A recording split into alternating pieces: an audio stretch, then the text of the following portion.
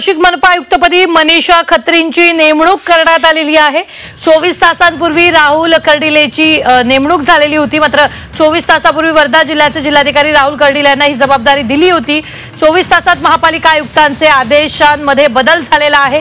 पालकमंत्री गिरीश महाजन यांची नियुक्तीवरून नाराजी होती, तर नाराजीची दखल घेत आज अचानक मनीषा खत्री यांची नियुक्ती इथं करण्यात आलेली आहे।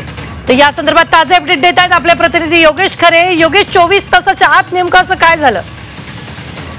खरे 24 तासाच्या आत आदेश बदलून मनीषा खत्री यांची नियुक्ती करण्यात आली आहे। मनीष खत्रींच्या आधी राहुल कर्डिले यांची नियुक्ती करण्यात आली होती, मात्र राहुल कर्डिले हे प्रशिक्षणासाठी मसुरीला होते आणि त्यामुळे ते 26 तारखेनंतर हजर होणार होते।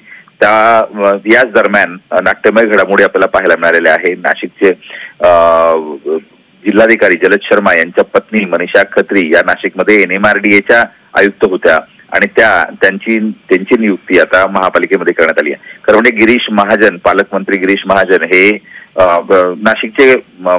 नाशिकचे भावी पालकमंत्री म्हणून गिरीश महाजन यांना पाहिलं जात आहे आणि त्यांनीच हे सर्व ही जी नाराजी होती कर्डिले नियुक्तीची व्यक्त केली होती।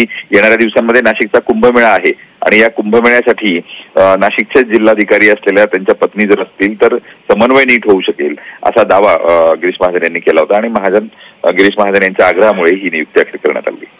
निश्चित धन्यवाद योगेश, ताजे अपडेट देण्यासाठी। आपण पाहतो यावेळी 24 तासापूर्वीच राहुल कर्डिले यांची नेमणूक झालेली होती, मात्र आता मनीषा खत्रींची नेमणूक करण्यात आलेली आहे।